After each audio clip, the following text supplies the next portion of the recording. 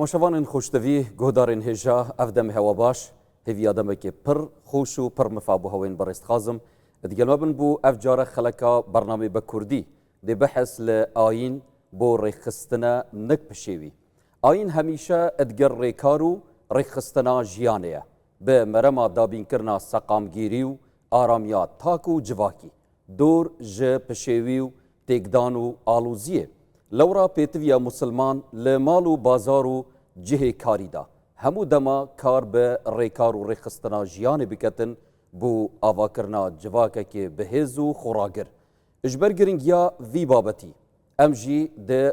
خلقا افجاره ده بحث لوی مجاری کن کو مجارک زور گرنگ بزانین ما بس چیه دم ام بیجین آین بو ریخستنیه نک بو پشیویو چندین پرسیارن دیتر اتناوا و القیداد زور برس ماموست عبدالرحمن صدیق کن زور بخیر به ماموست هجا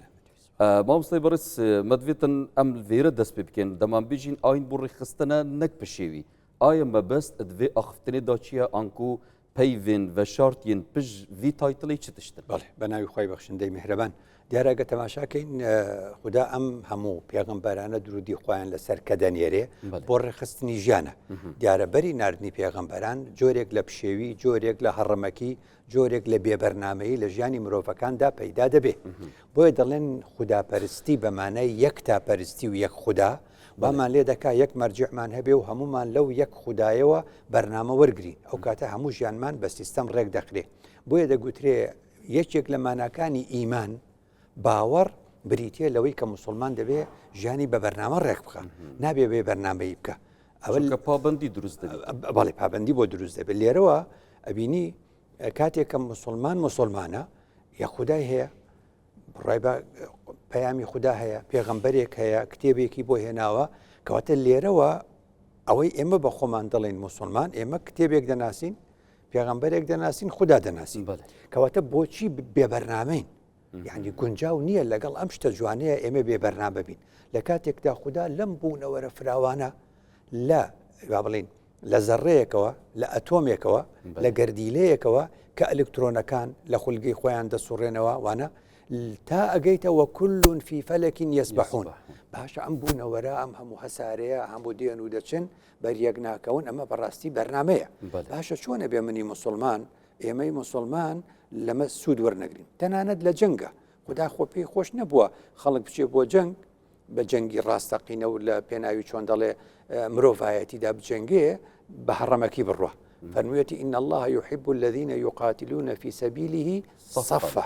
يعني ڕیزبوونە و ڕێک و پێکن خدا دەفەرمێ بزانە ئێستا لەسەر ڕووی ئەم زەمینە 8 ملیار مرۆڤ هەیە ئەی لە یەکەم مرۆڤ و تا بگەینە ئێرە چەند ملیار مرۆڤی تر وەفاتی کردو و کۆچی دوایی کردو زۆرە هەتا دەگەینە قیامەت چەند ملیار مرۆڤ لەژێر خاکدایە کاتێک کە ئەمانە هەموو بە یەک جا زیندوو دەبنەوە کەلفەڕاش المەبثوث وەکو پەپولە هەریەکە بە یەک دێ خدا ئەو پەشێویەی راگرتووە لەو کاتەشا یعنی لە قیامەتیشا خدا دەفەرمێ وعوریضوا على ربك صفا ئەم خەڵکە ڕیز دەکرێ بە شێوازێکی ڕێک و پێک تەنانەت لە قیامەتیشدا ئەم هەموو هەزاران بە هەزاری مەلائیکە يوم يقوم الروح والملائكة صفا معنی ئەم هەموو ئاەتە هەیە مە بەستم ئەلەم قسانە ئەوەیە ئەم هەموو ئاەتە هەیە ئەمەی کە پێغەمبەر درودی خوای لەسەر ئەمەکە قورئان ئەمەکە ئێمە یعنی بۆیە خدا دەفەرمێ ضرب الله مثلا رجلا فيه شركاء متشاكسون خدا نمونەیەکتان بۆ دێنێتەوە پیاوێک ئەمیش پیاوێک وەڕەجولان سەلەمە لێڕەجول ئەمیان بەرنامەکە و قسەکانی خۆی لە یەک کەسەوە بۆی دێ ئەمی تریان 6-7 کەسی تری هەیە لە هەر یەکی شتێک وەردەگرێت هەل یەستەویانی مەثەلا طبعاً وەک یەک نین کەواتە لێرەوە ئێمە ئەبێ فێر بین مادام یەک خدا دەناسین مادام پێغەمبەرێکمان هەیە مادام کتابێکمان هەیە يعني شرمزارية بو مسلمان برنامج نبيت وجاني هرمكي بله ما صايب رستوران جا في جوفكي جهداريا ما بكتن بيجتن باشا نمونيت زيندي هناكو ام زياتر في چندي بجهين آي ما بس لبشيوية چتشتو آيني شرولك في چندي دهيا باشا اوك خدا او پیغمبر او كتابك بأمي نقول إن الله لا يحب المسرفين بله إسراف خرافة زيادة الروي كردن خرافة استوى وزارتي بلانداناني عراق لما انجي تموزي 2026 دەڵێ هەموو تاکێکی ئەم عێراقە بە هەرێمی کوردستانی شەوە ساڵانە 144 کیلۆ خواردن فڕێ دەدا دەیهێنیت و نایخۆیت و تەواوی ناکەیت و فڕێ دەدەیت کەواتە تۆ بەم شێوازە هەموو ڕۆژێ 400 غرام خواردنی زیادت هەیە فڕێ دەدەیت ئەمە خوددا ئەمەی قبوڵە پێغەمبەر فەرمووی طعام الواحد يكفي الاثنين شت فڕێدان وەکو دەڵێ لە جامی سیارە و باشە وتمانەوە مزگەوتە پێغەمبەر فەرمووی فەرقی من و پێغەمبەرانی دیکە ئەوەی ئەم ئەرزە بۆ من مزگەوتە باشە ئەمە بێبەرنامەیی نییە حەقت بە حکوومەت نەبێت تۆ بۆ ڕاستەقینەی ئیمانەکەی خۆت بیسەلمێنە کە تۆ بۆشت فڕێ نادەیتە سەر ئەم خاکە لەبەر ئەوەی ئەو خاکە ماڵی خوددایە پێشەوەی بڵێ ئەوە ماڵی حکوومەتە ئەمانە هەمووی بێبەرنامەیە وەک تۆ تەماشاکە ینی لەم ڕۆژانە باسی وەرزشە یعنی وەرزش لەو پەڕی دنیاە تۆ بۆچی بوتڵی ئەو لە یەک دەگریت و شەڕ دەکەیت و جادۆبان تێک دەدەیت و یعنیەوە هیچ ئەمە بێبەرنامەی نییە ئەم دیمەنە بڕوانە باسم لەوەیە هەموو ئەمەی ئەم کارش دەکات بەخۆی دەڵێ مسلمان بەڵام وەختی خوددا تەماشای ئەم دیمەنە دەکات دەبێ وڵێ ئەمە چۆن مسلمانێک بێ کە من بەرنامم بۆ نردووە پێغەمبەرم بۆ نردووە کتێبم بۆ نردووە سێری بازارکە هیچ نەبووە لە خۆیەوە شتێک دروستە بێ ڕاستە کاریگەری گەروی هورمز بە سەرمانەوە زۆرە بەڵام هەندێک شت هەیە پەیوەست نییە بەو باسەوە لە پڕێک ئەو بازارە هەمووی بۆ خۆی گران دەبێ وانە وەختێک کە دنیا دێتەوە ئاستی خۆی سبەی دووسبێ هورمز هەر دەکرێتەوە بەڵام کەس لەو خەڵکەی کە بەخۆی دەڵێ مسلمان ئەو نرخانە ناهێنێتەوە خوارە و جارێکی تر ناهێنێتەوە خوارە و جارێکی تر کەواتەمە چۆن ئیمانێک بوو پێیەکت لە مزگەوت بێ بەڵام لە بازاردا ئەمە هەڵسوکەوتەکانت بێ ئەمانە بەڕاستی هەمووی پێی دەگوترێ هەڕەمەکی پێی دەگوترێ پشێوی پێی دەگوترێ بێبەرنامەی تەماشای لێخوڕینی ئۆتۆمبیل باشە پێغەمبەر فێری خوا سبحانه وتعالى فێری نەکردین لتستووا على ظهوره ئەچی بڵێن سبحان الذي سخر لنا هذا وما كنا له مقرنين وإنا إلى ربنا لمنقلبون تسكتشيت سيارة كأوتومبيلكت بكارديني بو أم دعاء دخويني دلي خدايا بخوامة نعمتي تويا خوتو نبويتها من ناقشتم بم نعمته ئێدەی بۆچی ئاواز بەسەر خۆشی لێ دەخوڕی بۆچی خەڵکی پێدەکوژی بۆچی سیباقی پێدەکەی بۆچی پێشبڕچی پێدەکەی بۆچی سەرپێکی پێدەکەی هەموو ئەم بابەتانە تەماشاکە بۆ لە بەردەمی ماڵی خەڵکە ڕای دەگری بۆ دەرگای خەڵکی یانیمە بە نیعمەتەکانی خوددامە هەمووی پشێوێ لە کۆمەلگەی ئێمەداکە ئەمڕۆبوونی هەیە جا لەبەرەوە دەڵێن ئەی خەڵک بۆ هەمووی وا دەکەم منیش وا دەکەم دەڵێن کەواتە ئەو کەسەی گوتی خەڵک وا دەکەم و منیش وا دەکەم ئەوە پێغەمبەر نەبووە بە نمونە بۆی پێغەمبەر نەبووە بە پێشنگ قورئان نەبووە بە پێشنگ بۆی خودداش نەبووە بە پێشنگ بۆی بەڵکو ئەو خەڵکە خراپەی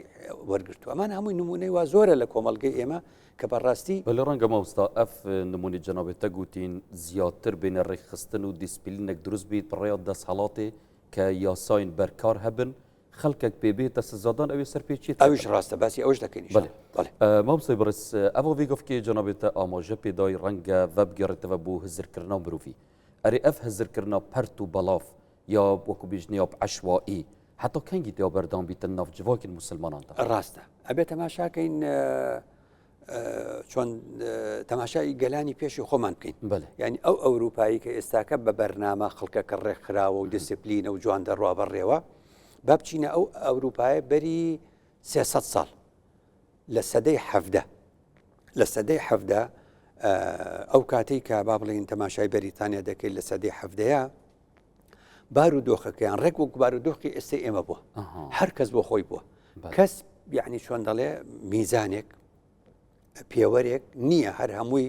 پابند بێ پێوەی هەر کەس بۆ خۆی بووە تەنانەت لە بیر و بۆچوونیشە ئەوەنە بیر و بۆچوون زۆر بووە هەر کەسە بیر و بۆچوونێکی خۆی هەبووە کاکە بابێن لە دەوری مەرجعێکا کۆبینەوە کاکە بابێن لە دەوری سەرچاوەیەەکە فایدەی نەبووە سوودی نەبووە ئەمە کاتی خۆی هۆپز کە فەیلسوفێکی بەریتانیا ئەم حاڵەتەی کردووە بە دەستەواژەیەک ناوی ناوە شەڕی هەمووان لە دژی هەمووان یعنی کۆمەلگا یەک کەسی لەگەڵ ئەوی تردا تەبانیە یەک کەس لەگەڵ ئەوی تر تەبانیە کە تەماشای کۆمەلگە دەکەی دەڵێ شەڕی هەمووانە دژی هەمووان ئێستا تۆ تەماشای لە ڕووی سیاسیەوە تەماشاکە هیچ حیزبێک لەگەڵ حیزبێکی ترا تەبانیە ئەم وێگەفکرد بێ قۆناغی داینە لەو قۆناغین تەماشا بکە لە ڕووی کۆمەڵایەتیەوە جیرانێک لە جیرانەکەی ڕازی نییە لە هەر مەجلیسێکا دانیشە ناوی کەسێک بەرە بڵێ ئەو بەڕاستی پیاوێکی باشە کەس کۆدەنگیەکی لەسەر نییە باسی سەرکردەیەک بکە کۆدەنگیەکی لەسەر نییە یعنی هەموو خەڵکەکە پەرش و بڵاو و پەرت و بڵاو بۆتەوە هەموو شتەکان دژیەکەن سەرنجام کە شتەکانیش بەو شێوازەی لێ هات هێزمان نامێنێ دەسەڵاتمان نامێنێ بۆیە پێغەمبەر فەرمووی ئەم جۆرە زەمانە چ زەمانێکە لە فەرمودەیەکە پێغەمبەر فەرمووی زەمانێکە یوصدق فیها الکاذب کەسێک دوو لە ڕووبینەران درۆ دەکا خەڵک وەڵام بڕای پێ دەکات یان بەفەرمێ ويكذب فيها الصادق کابرا ڕاستگۆیە بەڵام دەڵێن وەخوا پیاوێکی درۆستنە کەواتە ئەم حاڵەتە کەواتە ئێمە ئێستا کۆمەڵگەین یاننا بە پیاوەرەکانی بەریتانیا ئێمە گروپین ئێستا گروپێک لێرەیە تەبایە لەگەڵ یەکا بۆ خۆی گروپێکش لەوێ گروپێکش لەوێ ئەم گروپانە ئەگەر کۆش ببنەوە ئامانجێکیانە بێ لە گروپ و ئەبن بە جەماعەت بەڵام کاتێک کە سیستەمێک دروستە بێ هەمومان پێوەی پابند دەبین لە سەروی حیزبەکانەوە لە سەروی کۆم ئەمە اینجا پێمان دەڵێن مجتەمع و سۆسایەتی و کۆمەڵگە ئەمە ئەو حاڵەتەشە کە پیرەمێردی شاعریش هەستی پێکردو کاتی خۆی دەڵێ فائیدەی نییە ئەم بەند و پەندە هەر کەس عەقڵی خۆی لەلا پەسەندە هەر کەس بۆ خۆی دەپێوێ ئەمە یا لە کوردەواری دەڵێ هەر کەس بەڕبەی خۆی دەپێوێ یعنی ئەمانە هەمووی بەڕاستی ئەمە لەو قۆناغین کەواتە کەی چاک دەبێ وەکوتن کەی چاک دەبێ کەی کۆمەڵگە ماندوو دەبێ ئەوەندە ماندوو دەبێ ئەوەندە ماندوو دەبێ ئیدی دەڵێن کاکە بە خۆمان ڕێکخین باتونۆبینێ گۆفکێ کۆمەلگا کوردی گەلەکە ماندی بووی باڵێ زۆر ماندوو کەواتە وەختی چێکردنیە وەختی چێکردن ڕاست مامۆستای بەڕێز ئەم بەحساوی چەندێژی بکەین کە یاسا ئاکاران کوڕەوەشت بەرپرسیارەتی چ ڕوولەک هەیە بۆ ڕاستڤەکردن و ڕاستەڕێکردنە مرۆڤان وای وەکو باست کرد وتە یاساش گرنگە منش دەڵێم گرنگە بەس بۆ مسلمان ئەم قسەیە زۆر گەورەیە یعنی مسلمان ناوەکەی زۆر گەورەیە لە هەر کەس بپرسی تۆ مسلمانی ئارەوەڵا دەڵێ مسلمانم دەڵی دێ باشە پێناسێکی مسلمانم بۆ بکڵێ پێناسی مسلمان ئەوەی پێغەمبەر کردوێتی پێغەمبەر چی فەرموو درودی خوای لەسەر ئەڵێ فەرموویەتی مسلمان ئەو کەسەیەکە خەڵکی لە دەست و زمانی ئەمین و سەلامەت بن ئەبێ بڵێن تۆ خەڵک لە دەست و زمانە سەلامەتە یان نا ئەو پرسیارە گەورەیە کەواتە لێرە بۆ ئێمە زۆر گرنگە من پێم وابوو ئەگەر مسلمان یعنی وەکو چۆن دەڵێ یاساش نەبووایە هەر دەبوایە ڕێک و پێک بووایە بۆ چونکە پێغەمبەر درودی خوای لەسەر فەرمووی الإحسان أن تعبد الله كأنك تراه فإن لم تكن تراه فإنه يراك باشا وقت إحسان مرتبة إحسان وشاكا أو كتو خدا ببيني كخدا نابيني وأنا أو تو دبيني كواتا ليرة وبراسي دبواي إما بلين يحسا شيا حكومة شيا جمان لوشتانا نبواي دبواي لسر أو أرزا دروين بزانين كا خدايك من هي سميعة جويلية خدايك من هي بصيرة دمان بيني إنه يراك حين تقوم وتقلبك في الساجدين خدا إيما دبيني فسيرى الله عملكم خدا كاركان من دبيني يعني أجا بمشي وازا بيلي ليب كيتوا يعني إما أبوها يا سامان بيوز نبوه بو چونك بمشي وازا أي أخلاق يعني أجا يا سانبو وأنا أم إيمانة دبوها إيمين راب قرتها أمنا أي أخلاق خو أو أوروباي هم هر إيماني نية أخلاقك لنيوكم وكذا أي برورده دەبێت چ پەروەردەیە کرابێتی ئەم خەڵکە کەوا هەمووی هەر بەو شێوازە پەلامار بدات و وەکو چۆن دەڵێ بێبەرنامەی دروست بکە لە کاتێکە ئێمە دەچینە نوێژەوە یعنی ئەو خەڵکە بەشی زۆری دەزانم نوێژ دەکە بەشی زۆریشی دەچێتە مزگەوت هەمووشی دەزانێ مامۆستای ئاینی پێی دەڵێ ئستەوە وەتەسیل و ڕێک بۆستان لەسەر ڕیزەکانتانوانە باشە تۆ ئێستا ڕۆژی پێنجار لە مزگەوت نوێژ بکەی ڕۆژی پێنجار لە ڕیزا جوان بوەستی ئەرێ بۆ نازانی سەرە بگری لە دەرەوە یعنی ئەمە وانە بوو یعنی ئەمە حکومەتی پێویستە ئەمە حکومەتی ناوێ مسلمان کە نەزانێت سەرە بگرێ شەڕیانە لە یەکەدان یعنی هەر شتێک لە شوێنێکە دابش کرێکا کە چێشخانەیەک ئەڵێ ڕۆژی یەکەمە ئەیکەمەوە ئەمڕۆ بە خۆڕاییە دوکانەکەشی وێرانەکەن ئەوە نەپەلامارەدەن ئەی ئەمانە خۆ مسلمانن ئەمانە خۆ کە خەڵکی بێ باوەڕ نین چۆن دەبێ من ئەم دیمەنانە زۆر ئازارم دەدا چونکە هەستەکەم ئەمانە بێ ئاین کاریگەری بە سەریانەوە نەبوو بێ لەبەرەوە یعنی پێغەمبەر فەرمووی جوعل الإمام ليؤتم به يعني بۆ یەکێک ئیمامەتیتانەکە لە نوێژە بۆ ئەوەی کە ئێوە لە دوای ئەوە بڕن دەی باش مادەم نەڕکوع ئەبەی نەسوجود دەبێ پێش ئیمام ناکەوی ئەی بۆچی لە دەرێ ئیمام یاساکەیە بۆچی وا دەکەی کەواتەمە عیلاقی بە حکوومەت نییە لێرە پەروەردە گرنگە بەڵێ کەواتە تەڤای ڕێنمایین ئاینی بگشتی هەممی بۆ ڕاستەڕێکردنە مرۆڤانە زۆر ڕاست هەر بووی چەندێژی کە ژیانە ڕۆژانەژی ڕاستەڕێ ببیت لیەقومە الناس بالقسط وەکو خوددا دەفەرمێ مامۆستا بەڕێز ئەگەر ئەم وڵاتین پێشکەفتی بکەینە نمونە ئەریوان چی کردیە چه وڵاتێکی پێشکەفتی وەک نمونە بشین وەربگرین کۆ ڕێکا یاسایە وڵاتی خۆ ڕێکی خزبیتن و خەڵکێک ڕاستەڕێ کردبیتن ئەلێرەوە بینە لای سیاسەکانمان یعنی وەکو باس کرد یاساش سیاسەکان دای ڕێژن لە ڕێگەی پەرلەمان و زۆر گرنگە ئێمە تەماشای وڵاتێکی وەکو ئەمریکا بکەین ئەمریکاش یعنی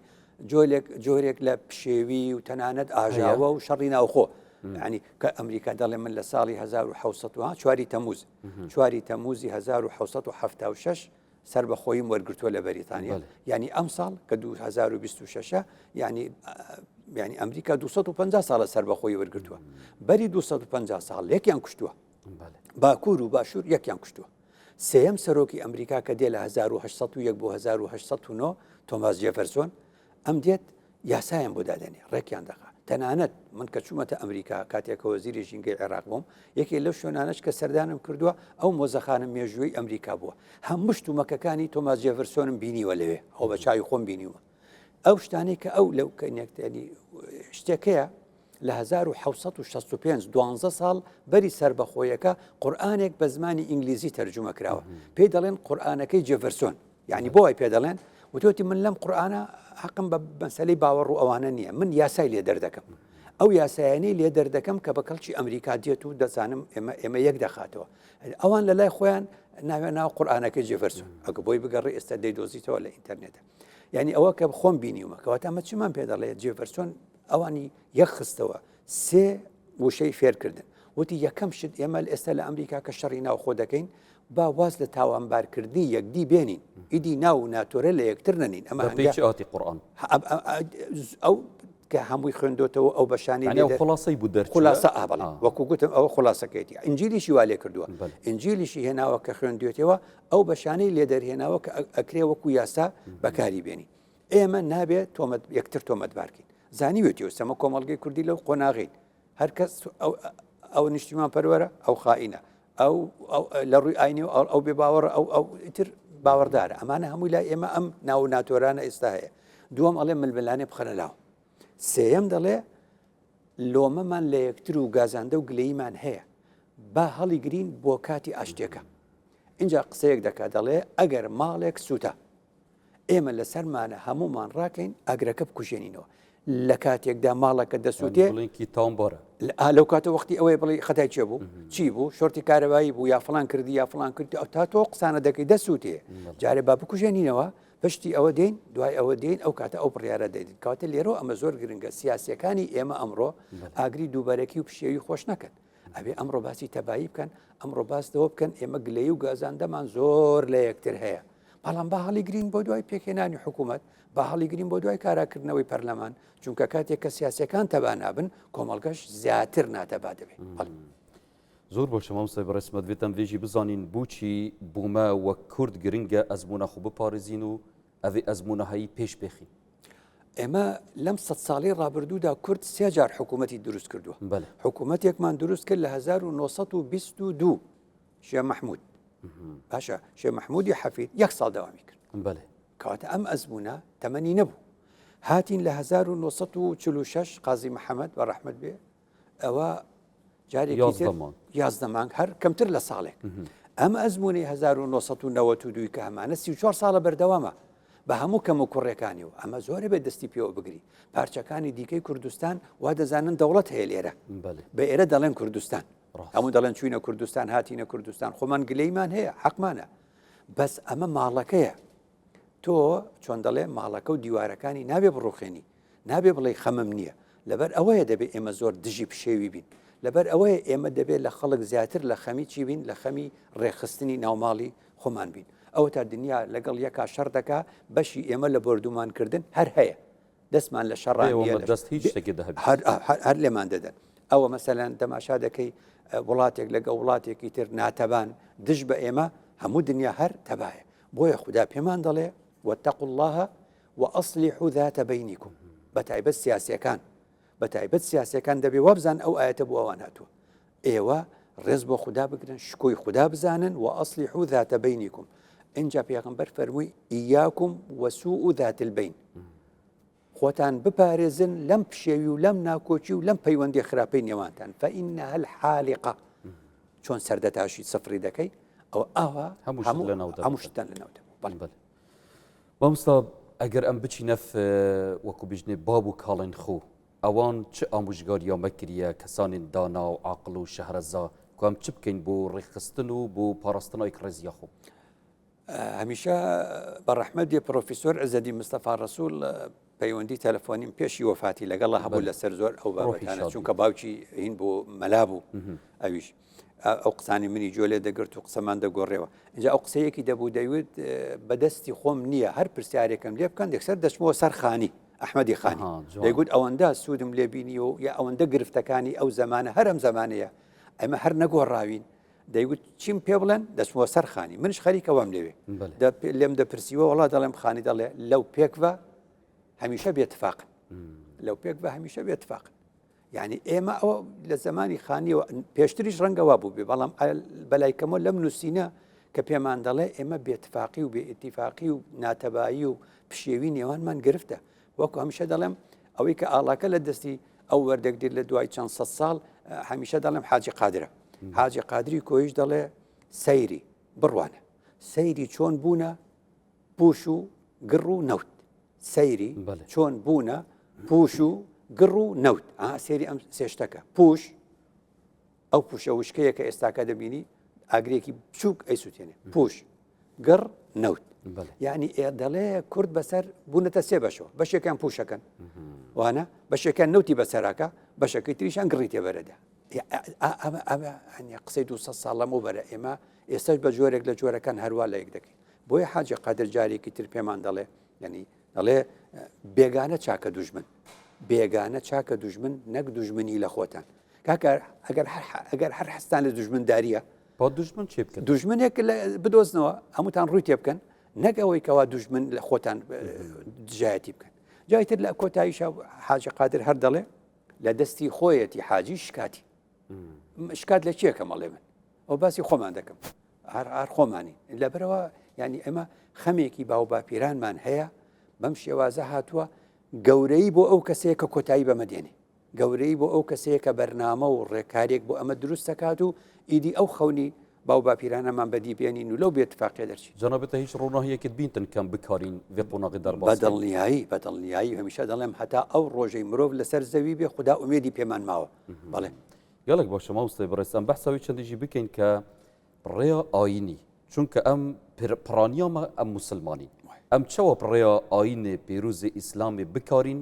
ئاساییشا خو بپارێزین ڕێخستنە خو بپارێزین خولپشێوێ دیر پێخین کە ڕاستە و خو کارتیکردنی لە ژیانە ما ڕۆژانە بکەتن باشە ئەوەیە کە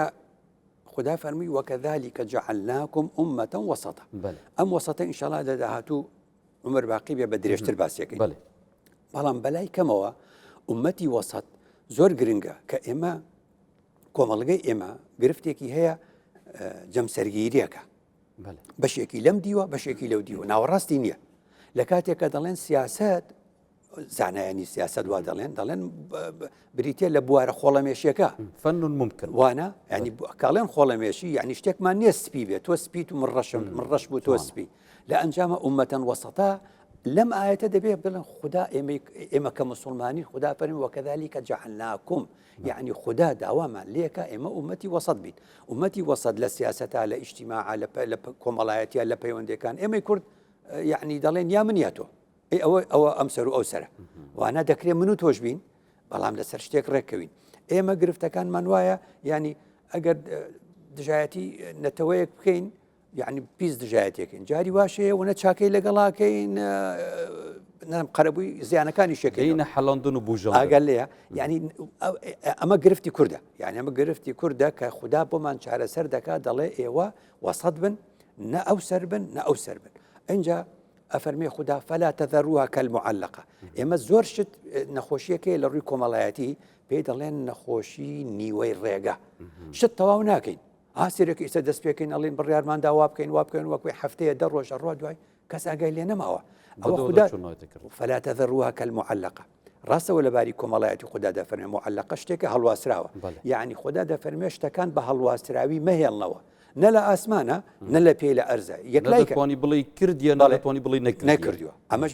حاڵەتێکی ترە اینجا پێغەمبەر دەفەرمێ فإن المنبت لا أرضا قطع ولا ظهرا أبقى ئەوەندە ئێمە خۆمان ماندوو دەکەین بە گوژم و بە توندی بۆ ئیشێک دەچین ماندوو دەبین دوای بەجێ دیاڵین جارێکی تر کەواتە لێرەوە زۆر گرنگە ئێمە وڵای ئێستا ئەوەم بیرکەوتەوە لە تەفسیرەکەی مەلای گەورە ئەگاتە سوورەتی السەجدە بەڵێ کە ئەگاتە تەفسیری سوورەتی سەجدە ئەڵێ سواز بۆخوا یعنی شکر بۆخوا حەمد بۆخوا ئەمڕۆ کە دەکاتە 6 نیسانی 1939 من تەفسیری سوورەتی ئەسسەجدەم تەواو کرد بەڵام دڵیشم زۆر تەنگە زۆر خەفەتبارم دەبێ ئێمە وەزعمان بۆ چۆ بچێ یعنی گەڕام بۆچی وا دەڵێ چونکە 6 چواری 1939 کە ئەم خەفەتەی هەبووە لە چواری 1939 بە ڕووداوێکی هاتوچۆی گوماناوی مەلیک غازی عێراق ئەکوژرێ ئینجاڵێ عێراق بێ بۆ چۆ بچێ سەیری ئەو هەستە بارە دەرونەی مەلای گەورە لەو ڕۆژە 2 ڕۆژ دوای کوشتنی یان وەرگەڕانی وەفاتی مەلیک غازی دەڵێ عاقیبەتمان خێر بێ دەبێ عێراق بەرەو چۆ بچێ ئەبێ تووشی چی فیتنەیە بین دەبێ ئەمە چی لێ بگوجێ ئەڵێ بەڕاستی سیاسیەکانمان دەرکەوت هیچ بەڵێنیان نییە کە بەڵێنیان دەدا ئێستش دەڵێ هەر بەم شێوازەیە دەڵێ فترەیەک ئەڵێ ماوەیەک لە مەوبەر لە بەغدا بووم ئۆردوگای سەربازە بەریتانیەکانم بینی سێرم کرد ئەوان خەریکی چ بەرنامەدا ڕشتنێکن ئێمەش خەریکی چ بێ بەرنمەیەکین ئێمە حەزمان لەسەر بەخۆییە اینجا دەڵێ ئایا بەم شێوەیە دەگەینە مەسافی دووەلی ڕاقیە ئایا بە بێبەرنامەی چۆن نەگەینە ئاستی دەوڵەتانی پێشکەوتو جا ئەم بارە دەرونیە لە 1939 زانایەکی ئاینی هەیەتی ئێمە هەست ناکە ئێستا دەڵێن یاخۆ ئاخری خێر بێ یاخۆ ئەم وڵاتە بگا بەچی ئێمە بگەین بەچی دەبێت کۆتایی بەمە بێنین خۆش ماوسای بەڕێز زۆر سپاس بوو جەنابێتە دەمێ بەرەف دوماهیکی چوو بەڵێ بینەرین هێژا وی ئاوای دێنێ دومایە vê خەڵکیش بەرنامەی بە کوردی هیڤیەما و مەشیابیتن خزمەتێک بچی پێشکەشی هەوایین بەڕێز کردبیتن سەبارەت ئەف پرسا گرنگ کە زیانên pişêwiyek çi tiştin nava komelgeyê de û pêtiviya wek musilman çawa bîn. Her şad û bextewar bin Xudayê mezin Kurdistana me biparêzît û tevaya mirovatiyê jî kevîtet nav êmin û aştiyê de. Sax û selamet.